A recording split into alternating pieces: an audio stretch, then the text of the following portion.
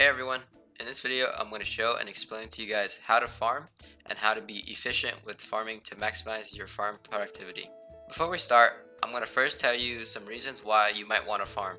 The farm is one of the most important aspects of the game because it helps towards one of the largest factors of the game in every stage of the game, whether it's early, mid, or late, which of course is food. Since food is so important, the farm will aid you heavily in that department.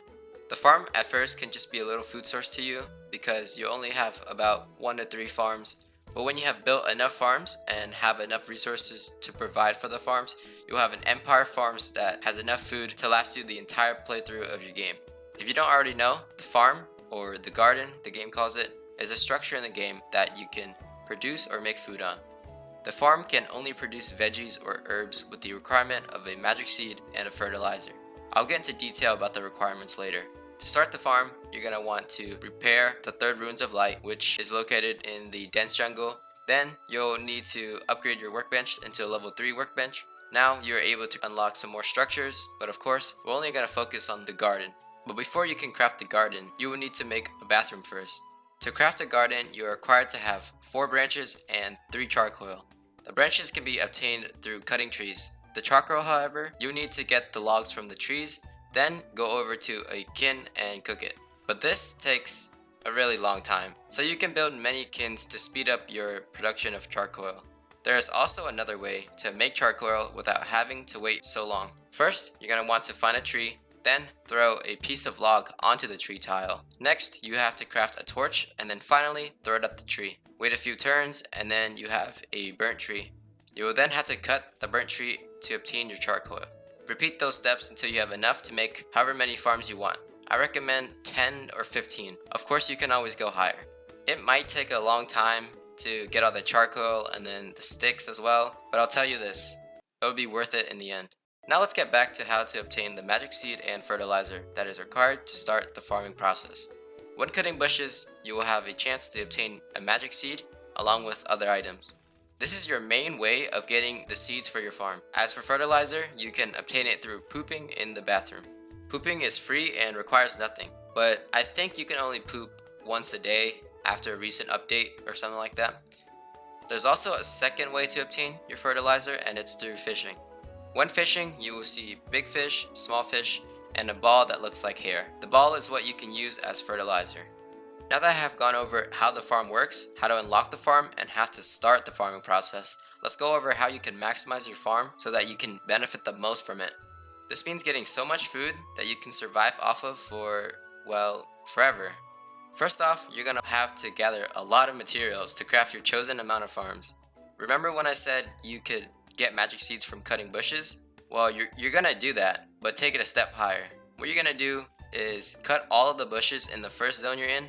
Then, go to the forest number 1, cut all of the bushes there. Go to forest number 2, cut all of the bushes there as well. You get what I'm saying. You're basically just gonna cut all of the bushes in every zone until you're satisfied with the amount of magic seeds you have. In addition to cutting grass, you can also obtain worms from it. And you know what worms can do? That's right, you can fish with them. And what can you get from fishing? Fertilizer. And what can you use the fertilizers for? Your farms. So you can basically get both requirements to start the farm for only doing one action, cutting grass. If you run out of bushes to cut in each zone, you can always go underground since there is grass down there too. I don't know if grass in the cave will respawn though, since I have never tried it. Now I have a few things to say about cutting bushes. When you're cutting your bushes, you don't have to pick up the bushes if you really don't need it. It will only be a waste of space and time. Try only picking up the grass when you have to. Like when cutting the grass drops you a magic seed or a worm that you can fish with. There's also a totem that increases your chance of getting magic seeds. Try equipping that totem if you want to be a farmer.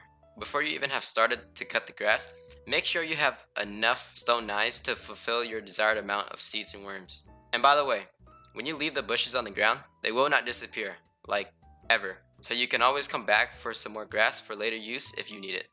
And the positive side of this cutting bush business is that the grass goes back. That's crazy, right? You literally have just made the grass population extinct, and then they decide to just come back.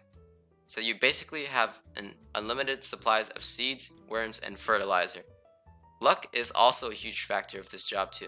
you might clear an entire zone of bushes and still not get a single seed or worm.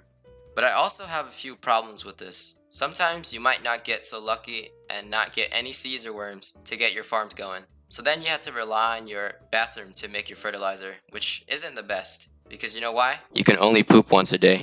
A tip I want to give is when you poop, you can just leave the poop there on the ground and the poop will not decay. This means when you need the fertilizer, you can pick it up later without the decay timer being on. Because when you do pick it up, the decay timer starts ticking and your poop will only have a limited time until it's going to disappear. That's all I have for this video. I took a week break to try to advance in the game, to make some more tips and guides and whatnot. I hope you guys enjoyed this guide and that you learned some things that can help you advance into the game. Leave a like and subscribe if you did. It would really help me out at reaching my goal of 150 subscribers by the end of this year. Thanks for watching and goodbye.